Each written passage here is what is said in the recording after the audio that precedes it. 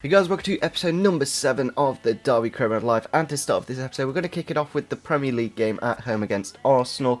Then we've got the East Midlands derby against Leicester, and then we've got Manchester City, Swansea, Norwich and Sunderland. So going to kick it off really difficult in this month, and then it'll fade out towards the end and finish it off with Sunderland.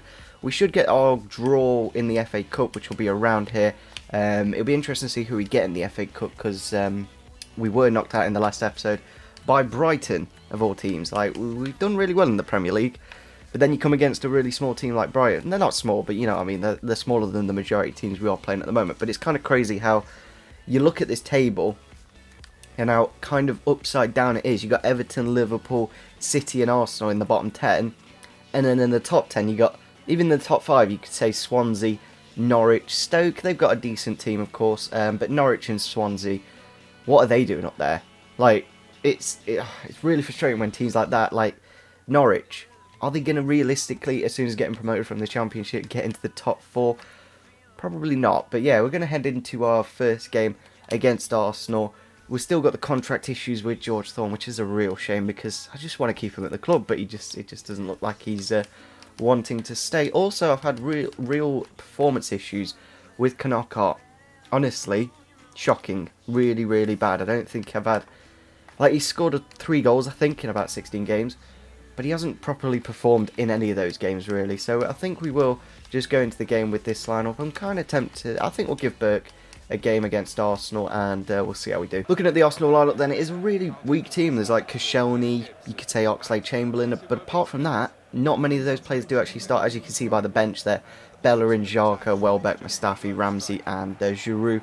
And Cech just sat there. But yeah, like Coquelin, you could say as well, he's a first team Arsenal player. But apart from that, there's like Asano, Iwobi, you could say Iwobi again, does play for the Arsenal first team, but it's not a proper team. There's no Sanchez, there's no Ozil, so it's going to be an interesting one.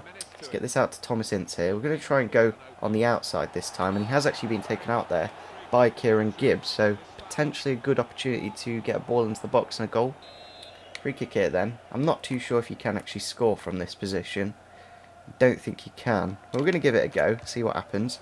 Has gone into the back of the net. Out of nothing, literally.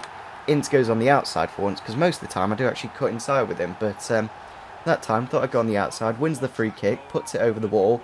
Not too sure why the players didn't jump.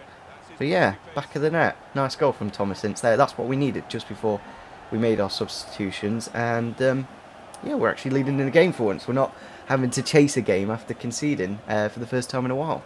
It's kind of annoying that we've only scored 1 goal in like the last month, maybe even 2.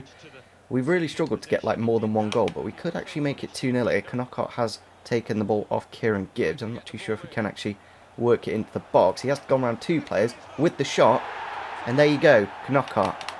Like, as soon as I start to slate him, he tends to get a goal. It's like, he's not going to be playing me, he might sell me in January. Better start performing now. Did actually really nicely there to win the ball, go past a couple of players, and then finesse it into the bottom left-hand corner. And there it is, full time against Arsenal. 2-0 win. Not bad at all. Obviously, they were playing like a second team. We did kind of nicely in this game, actually. Thomas Ince and Knockout picking up the goals. Again, our strikers not really scoring, but we absolutely dominated them. Their one shot, I'm not too sure if we can actually show you. I think this was their one shot of the game. Into here, goes across him. That's it. That's literally the one Arsenal attack, I think. I'm not too sure of another. Maybe they had a corner and just went straight into a defender or something. But yeah, 9 shots for us. Absolutely dominated Arsenal. It's kind of annoying because we're on Legendary and we're finding it really, really easy. We're not scoring that many goals, which is one thing. But we tend to get the result that we need. So Patterson does want his wages improving, which I think we will do because he is a really, really solid player. Definitely would suggest him for any career mode, really, because obviously you could use him either as a backup right back or maybe even first team right back if you are a team like me.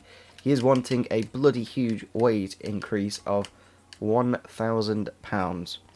Okay, could have I honestly I would have given him 25 grand a week, maybe even 40, something like that, because he's worth it. Coming up to this game then against Leicester City, I believe it is at home, and we have had the contract accepted for Patterson, but obviously Thorne still not wanting to sign that contract. It is actually at the King Power Stadium. As you can see by the table, only 4 points between us and Manchester United now. We have actually closed that gap, so that's good to see. looking at the top goal scorers, Abdel Hernandez, the former Hull City man, is actually the top goal scorer with 9 goals. He's going to cost quite a bit though, so I don't think we will be able to sign him. But I'm just going to see if there's any other Premier League players that are doing quite well. Robbie Brady was actually suggested in the past. It's kind of crazy how Charlie Austin, 2 of those goals of the 4 that he has got was against us and absolutely killed us in that game. Sigurdsson would be a player that would be very interesting indeed, because that centre attacking midfielder role, Zinchenko does a good job there, but he doesn't have the best of long shots. He has got very good dribbling and skills and stuff like that, but we are going to go into the game against Leicester, as you can see, because they are rivals. The 2 players there trying to square up with each other. I really like that feature. It's nothing too major, but it's something nice, of course.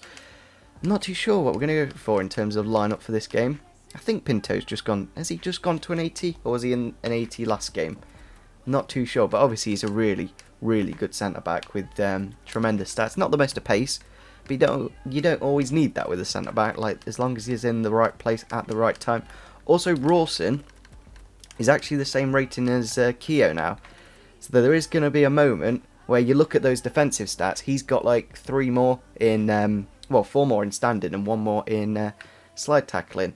The only thing that is keeping Keogh there at the moment is because we are doing so well defensively. As soon as we start to concede some goals, then I'm going to look to bring in Rawson. It's kind of frustrating how Ben Mee hasn't had that many games, but he's still played quite a few. Looking at the Leicester lineup then, they've gone for a 4-4-2, of course. Musa and Soleimani up front. No Jamie Vardy, Albrighton and Mahrez out wide. Vardy's on the bench with Tosun, who has actually been suggested as a striker. Okazaki there as well. Here is our lineup. We haven't made too many changes. I think the only change from the last game is Cuenca in for Oliver Burke. So obviously, if you do remember, last season in the FA Cup, I think it was the round of 16, we did play against Leicester at the King Power Stadium, and the score was 4-1 to us, but we were playing a 4-4-2 at the time. Now that we're playing the 4-2-3-1, it's going to be interesting to see how we do. It's kind of crazy how we perform so well, and I decided, no, we'll just change it to the 4-2-3-1. It has kind of worked because we are second in the Premier League, you can't deny that, but would we be top if we stayed with that 4-4-2? I'm not too sure, but we have got an early chance here. He has been fouled on the edge of the box, a very good area for Ince to potentially get a goal. Ball into Mahrez here. Obviously, they have still got very good players. Musa has got through there, and out of nothing, Leicester are in the lead. First 20 minutes, literally not a sniff at goal. One attack there, Mahrez through ball into obviously the very pacey Musa, and back in the net for Arsenal. Like, the amount of times I pull a centre back out of position to try and win the ball is kind of crazy. Like, the majority of the goal, probably 85% of my goals are conceded because of that, and it is something I do need to work on. I need to just use like maybe a fullback or a CDM, but instead I just go for the centre back, and I'm really not too sure why. Denissi on the ball here then, into Zinchenko, over the top here now for Cuenca, and he is offside. I wasn't too sure. I was looking around for that linesman for ages. I was like, and he has, yeah, he's offside. Injury here to Soleimani, I believe, so he's going to have to go off, probably for Vardy, which is, I don't know, in my opinion, I prefer Soleimani. He's a player that just holds up the ball. You can win it off him. Jamie Vardy just runs straight through. Ball through here for Musa, and he has scored his second in the game. Ahmed Musa, he's an absolute beast on Ultimate Team, and looks like he's quite the beast on career mode as well. Nice bit of passing play. Pulls off the man, and Pinto doesn't quite have the pace to keep up with him. I think I do need to start thinking about who I'm actually going to be coming against in terms of strikers, because Leicester, obviously very pacey. Probably putting Ben Mee instead of Pinto into this lineup probably was the thing to do in this game. There it is, half-time against Leicester City, currently 2-0 down. It's kind of crazy how the 4-4-2 does dominate the 4-2-3-1. Obviously last year we did very nicely, but they have made a substitution here at half-time. Damari Gray coming on for Albrighton. They've made 2 of their substitutions now. Now we've still got 3 left. Are we going to have the extra bit of stamina in the last few minutes of the game and probably pull it back? Here we go, through ball for King. He has got the pace to get there. Nastasic has put a foot in, and he has been fouled. It was in the same area that Gibbs put the foul on Ince in the last game, so we have got the opportunity to get back into it. Obviously, we have taken Ince into the CDM role now. Free kick here then. Can we... I keep pressing the wrong buttons. Same position as we were against Arsenal. They have jumped the wall early, and it is off the crossbar. A little bit too much power on that, I think. Not quite enough dip. Into Knockout with the shot, and Schmeichel again with another save. It's kind of frustrating when you are on Legendary. The keepers are incredible. We have got the ball into the box now with the header, and it is, I believe, Johnny Russell with the goal. Nice to see him get a goal. Obviously, brought him off the bench. I think it is a little bit too late to actually get anything from the game, but it's nice to get Johnny Russell a Premier League goal, of course. But yeah, literally, I think Schmeichel's made 10, maybe even 15 saves. We'll have a look.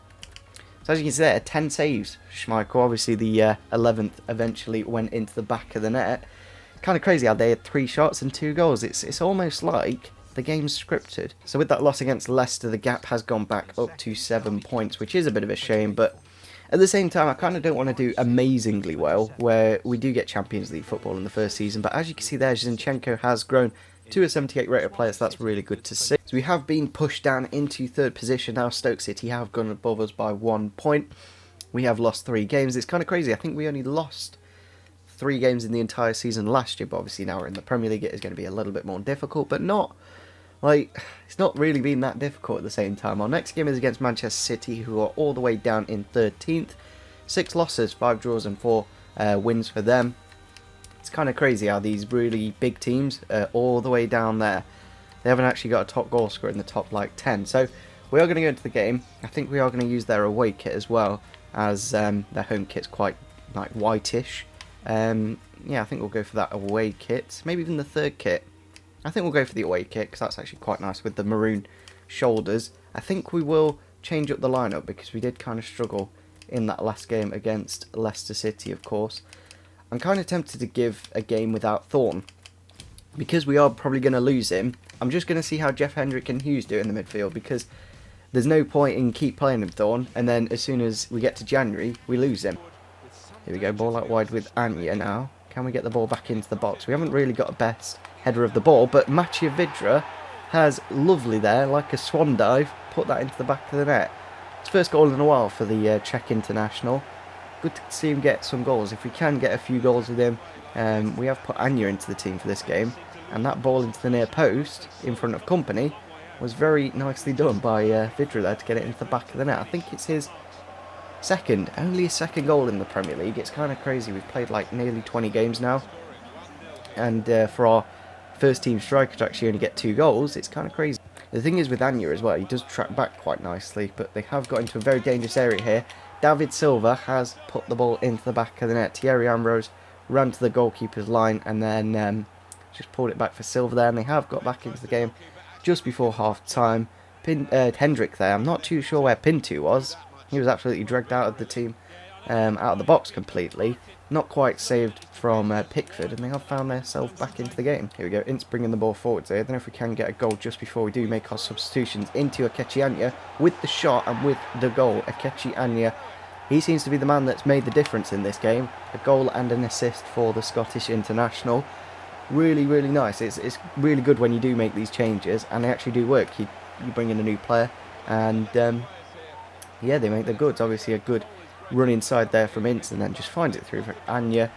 Puts it past the, not the best keeper in the world, to be honest. We could take a few long shots, and that is his first goal of the season. We have made a couple of substitutions. I probably should have brought Thorn on instead of Bryson, but we were 1-1 when we did do those changes, and I think I put Knockout in for Zinchenko. There it is, full time against Manchester City, winning 2-1, nice and easy. There wasn't much of an attack from City, a lot of saves from Pickford, to be fair, but yeah, good win in the end. We kind of got lucky, 3 shots, 2 goals, but that's football for us. So looking at the Swansea City lineup then, they've gone for a 4-2-3-1. It is actually quite a weak team, to be honest. Berich and Leroy Fer in the attacking areas, Routledge and Barrow out wide, Cork and Britton in the holding midfield role, and that defence, the youngsters at fullback, and then Amat and Barkley, and the goalkeeper, who I've never heard of. I'm not too sure who these players are, to be honest, most of them. I know most of them, but I don't know the goalkeeper and the right back. Nice interception by Vyman now into Kowenka. Don't know if we can get a goal just before half time. Into Russell with the shot, and he has found the back of the net. Johnny Russell. Is it back to back? No, I think, yeah, we played the Man City game, of course, but yeah. Couple of goals for Johnny Russell in the Premier League. in this episode. Obviously getting that one just before half-time a little bit more meaningful than the one he did get against Leicester. Barrow with a lot of pace but not a lot of stamina, so hopefully Rawson can get back in front of him. He has found the ball across to Baston now off the bench with the shot. Swansea's first shot, I believe. Let me just check. Match facts. Swansea's first shot. We'll put it in the back of the net, lads, don't worry. It's just frustrating. It's honestly really... like, it does kind of happen in real life, but not to this extent. Literally their first attack. Ben Mee out of position, obviously not the paciest at getting back. Yeah, Borja Baston just off the bench, brings him on, second goal in the league, and they're back in the game. All into Knockout now, out wide to Vyman. Don't know if he's quite got the pace to go around Shepherd though. Hopefully we can find himself into the box. We have, back into Ben Mee, straight at the keeper. I don't know why I do that, I always press left trigger when I shoot at the moment. There it is, full time against Swansea City, 1-1 in the end. For saying that we were using our second team, it's not bad.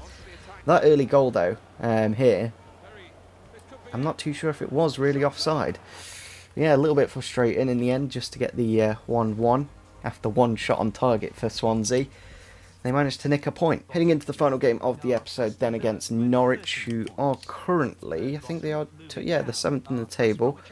Would be nice if we could get the win, just to finish it off. Obviously, we won against City and then we draw against Swansea, who are in 6th. So, you know, it's kind of like, in terms of the table, we are getting the results that are fair.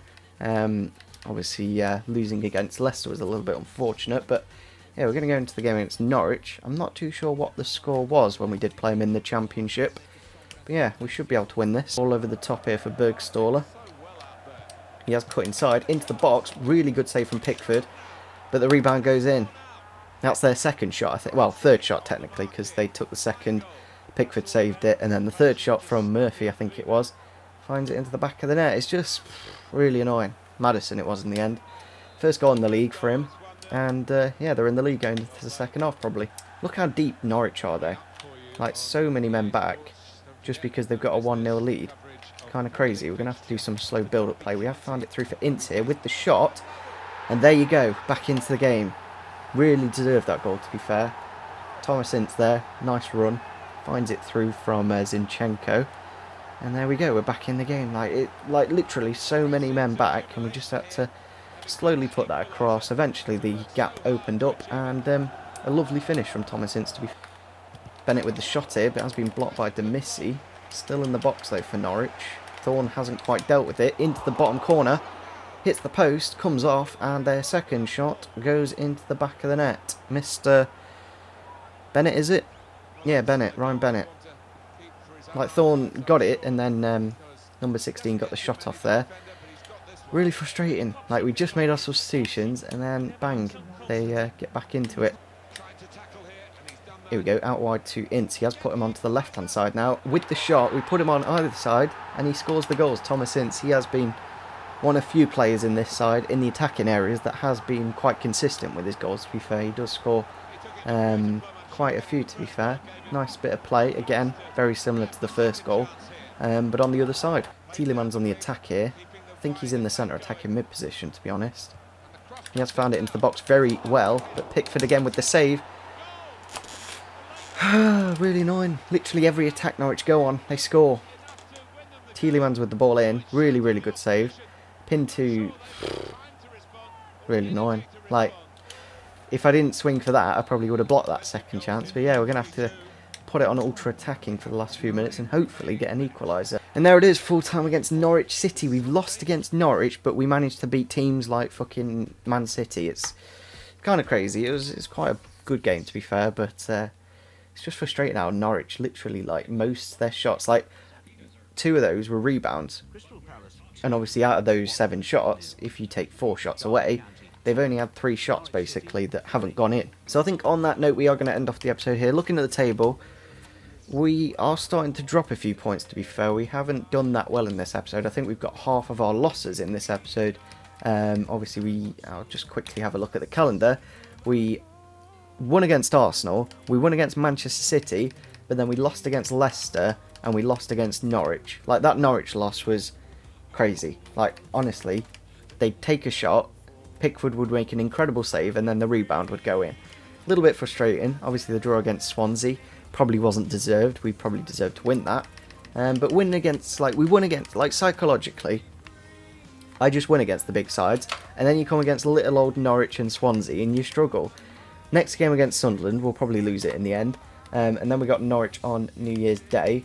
Then we got Preston. It's going to be quite an interesting episode, the next one. Make sure you do leave some comments down below on any players that you do want me to sign. Obviously, we will be in the January transfer window in the next episode. Going to be looking for a target man striker and a replacement for Thorne, because it looks like he's wanting to move on. And I don't want to lose him on a pre-contract signing. So make sure you do smash the like button, subscribe if you are new to the channel, and see you soon. Bye.